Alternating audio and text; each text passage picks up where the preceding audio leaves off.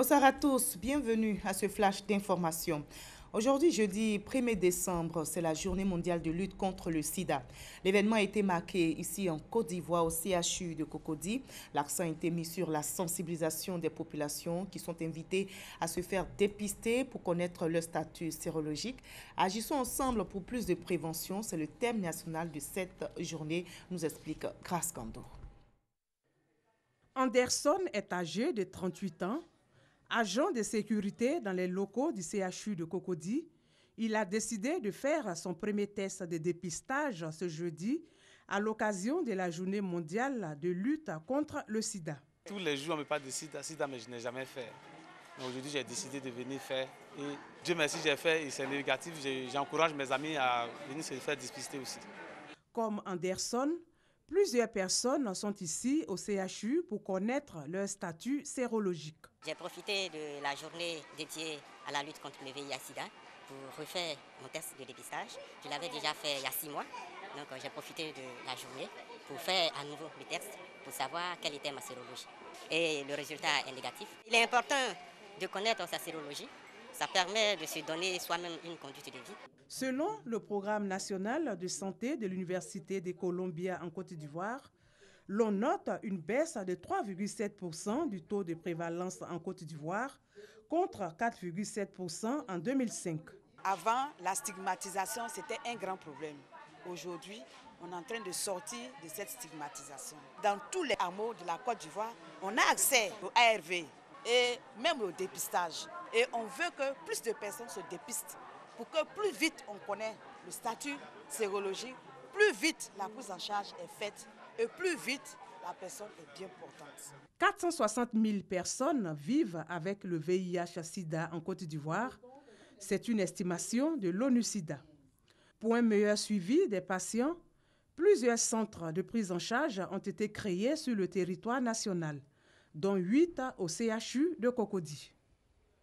Et ajouter que l'ONU-SIDA, dans son dernier rapport publié aujourd'hui, l'ONU-SIDA rappelle que plus de 36 millions de personnes vivent avec le VIH dans le monde et que depuis le début de l'épidémie, 35 millions de personnes sont décédées.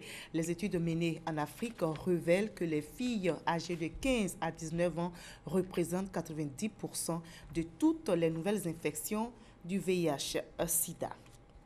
Ici en Côte d'Ivoire, donc, la commission électorale indépendante s'active pour les législatives du 18 décembre prochain.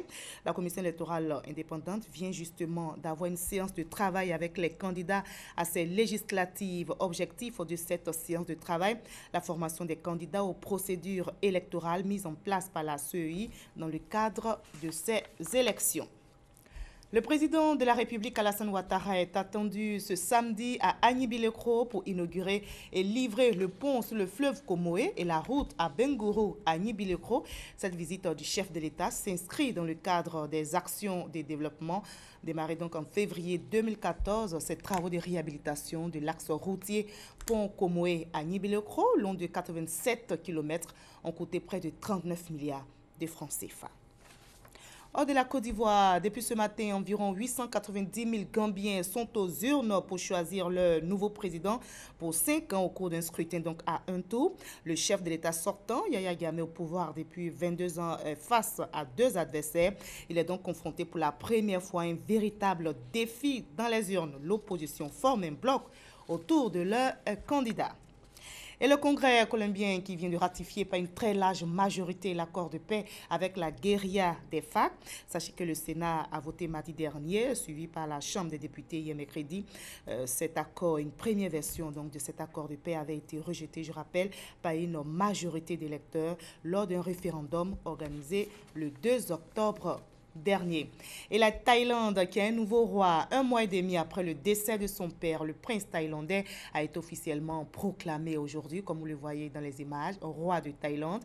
Le prince, âgé de 64 ans, avait surpris le monde entier en demandant quelques heures seulement après le décès de son père le 13 octobre dernier, un délai avant de monter sur le trône.